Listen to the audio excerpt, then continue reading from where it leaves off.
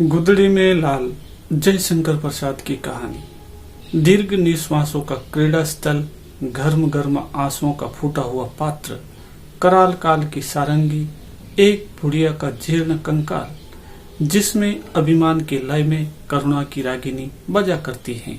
अभागिनी बुढ़िया एक भले घर की बहू बेटी थी। उसे देखकर दयालु वयोवृद्ध है भगवान कह के चुप हो जाते थे। दुष्ट कहते थे कि अमीरी में बड़ा सुख लूटा है।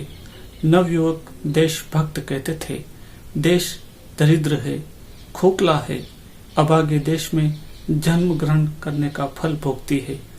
आगामी भविष्य की उज्ज्वलता में विश्वास रखकर हृदय के रक्त पर संतोष करे।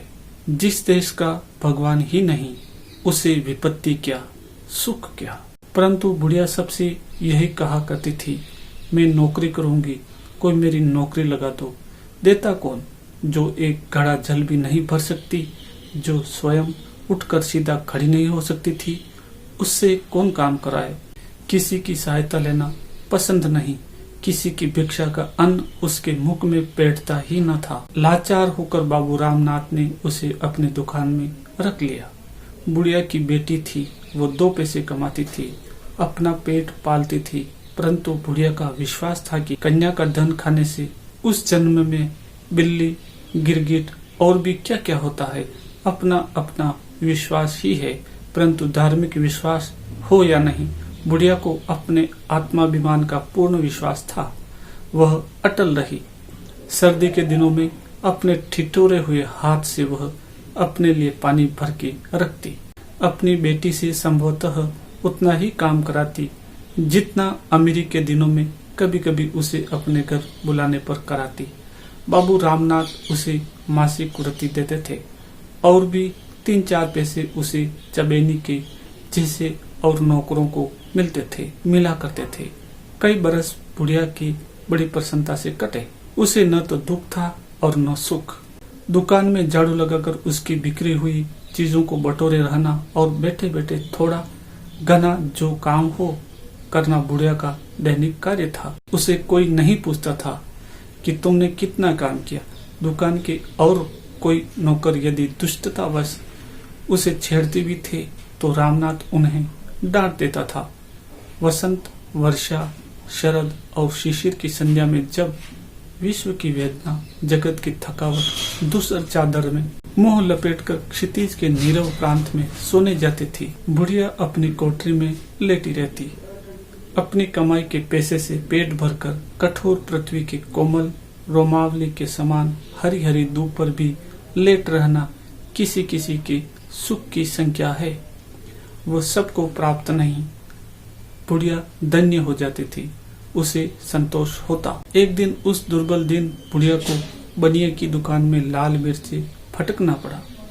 बुढ़िया ने किसी किसी कष्ट से उसे संवारा, परंतु उसकी तीव्रता वह सहन न कर सकी। उसे मूर्छा आ गई। रामनाथ ने देखा और देखा अपने कठोर तांबे के पैसे की ओर। उसके हृदय ने धिक्कारा, परंतु अंतरात्मा ने ललकारा। उस बनिया रामनाथ को साहस हो गया। उसने सोचा, क्या इस बुढ़िया को पेंशन नहीं दे सकता? क्या उनके पास इतना अभाव है? अवश्य देख सकता है। उसने मन में निश्चय किया, तुम बहुत थक गई हो, अब तुमसे काम नहीं हो सकता। बुढ़िया के देवता कूच कर गए। उसने कहा, नहीं नहीं, अभी तुम्हें अच्छी तरह काम कर लेती हूँ। नहीं, अब तुम काम करना बंद कर दो, मैं तुमको घर बैठे दिया करूँगा। नहीं बेटा, अभी तुम्हारा काम मैं अच्छा भला क्या करूँगी। बुढ़िया के गले में कांटे पड़ गए थे। किसी सुख की इच्छा से नहीं, पेंशन के लोभ से भी नहीं। उसके मन में धक्का लगा। वो सोचने लगी, मैं बिना किसी काम के किए इसका पैसा कैसे लूंगी? क्या यह भीख नहीं? आत्माभिमान झंझना उठा। हृदय तंत्र के तार कड़े होकर चढ़ गए। रामनाथ ने मधुरता से कहा, तुम घबराओ मत, तुमको कोई कष्ट न होगा। बुढ़िया चली आई। उसकी आंखों में आंसू न थे। आज वह सूखे काठ सी हो गई। घर जाकर बैठी कोठरी में अपना सामान एक और सुधारने लगी। बेटी ने कहा, माँ यह क्या करती हो? माँ ने कहा, चलने की तैयारी करो। रामनाथ अपने मन में अपनी प्रशंसा कर रहा था, अपने को धन्य समझता था। उसने समझ लिया कि हमने आज एक अच्छा काम करने का संकल्प किया है, भगवान इससे अवश्य प्रसन्न होंगे। बुढ़िया अपनी कोठरी में बैठी बैठी विचारती थी, जीवन भर की संचित इस अभिमान धन को एक मुट्ठी अन्न की भिक्षा पर बेच देना होगा। असभ्य, भगवान क्या मेरा इतना सुख भी नहीं देख सकते? उन्हें सुनना होगा। वह प्रार्थना करने लगी, इस अनंत ज्वालामय सृष्टि के कर्ता, क्या तुम ही करुणा निधान हो? क्या इसी डर से तुम्हारा अस्तित्व माना जाता है? अभाव, आशा, असंतोष और आर्तनादों के आचार्य, क्या तुम ही दीनानाथ हो? तुम ही ने वेदना का विषम जाल फैलाया है। तुम ही ने निष्ठुर दुखों के सहने के लिए मानव हृदय सा कोमल पदार्थ चुना है और उसे विचारने के लिए, स्मरण करने के लिए दया है। अनुभवशील मस्तिष्क, कैसे कठोर कल्पना है, निष्ठुर। तुम्हारी कठोर करुणा की जय हो। मैं चीर पराजित हूँ। सहसा बुढ़िया के शीर्ण मुख पर कांति आ गई। उसने देखा एक स्वर्गीय ज्योति उसे बुला रही है। वो हंसी, फिर शिथिल होकर लेट रही। रामनाथ ने दूसरे ही दिन सुना कि बुढ़िया चली गई। वेदना क्लेशहीन अक्षय लोक में उसे स्थान मिल गया।